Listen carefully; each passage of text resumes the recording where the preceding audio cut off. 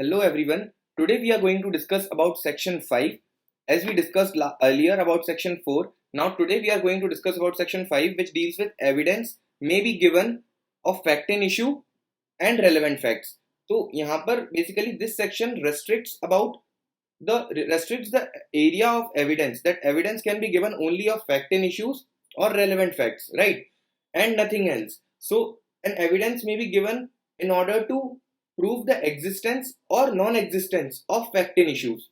All right. So as we discussed that in case of if A is accused of committing murder of B, then the fact and issues are whether received sudden or grave provocation, or whether A has had an intention to cause death to B. These are fact and issues. Now, if any evidence can be given only to prove the existence or non-existence of these fact and issues, right? Or any other relevant fact, such as A was seen running with the knife in his hand, which was duly stained with blood, right? So that was a relevant fact. So if uh, evidence can be given of such existence or non-existence of such fact and issues, or of any such relevant fact, that is the blood-stained knife case.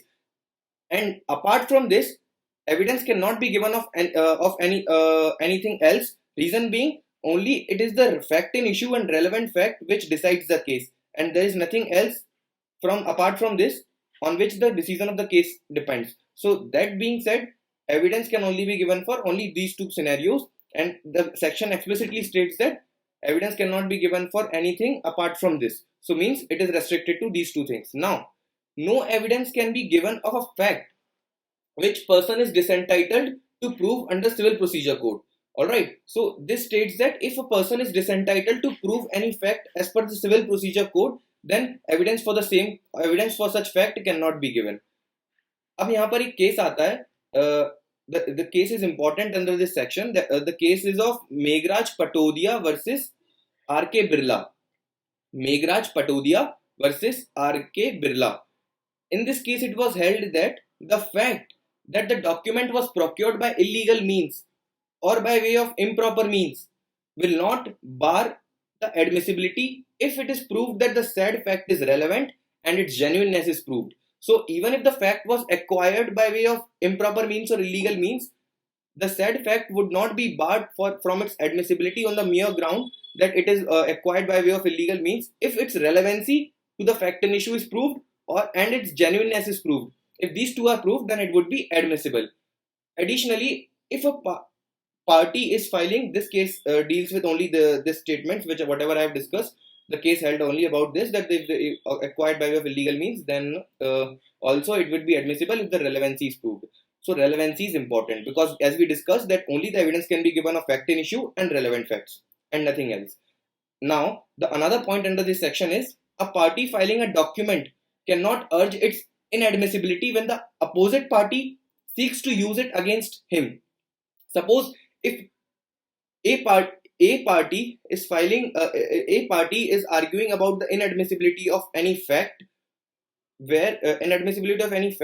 and such fact is used and such evidence is used by the opposite party against such person who is arguing its inadmissibility, then that would not be admissible. Reason being, because court has to listen to the opposite party who is using the said fact or evidence against the person who is arguing its inadmissibility. So that would be admissible.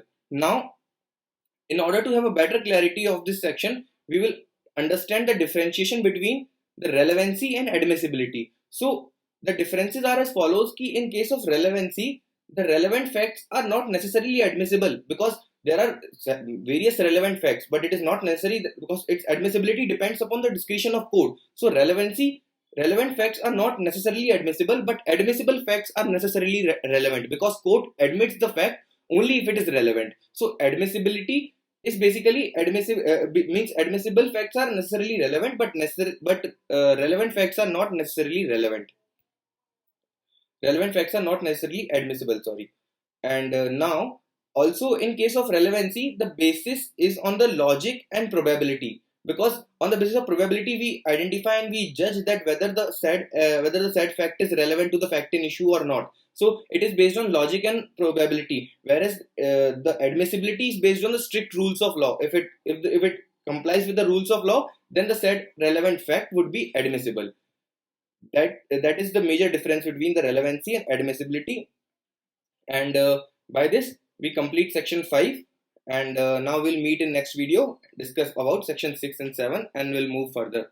So if there is any doubt, you guys can mention in the comment box. If you like the video, please share and don't forget to subscribe.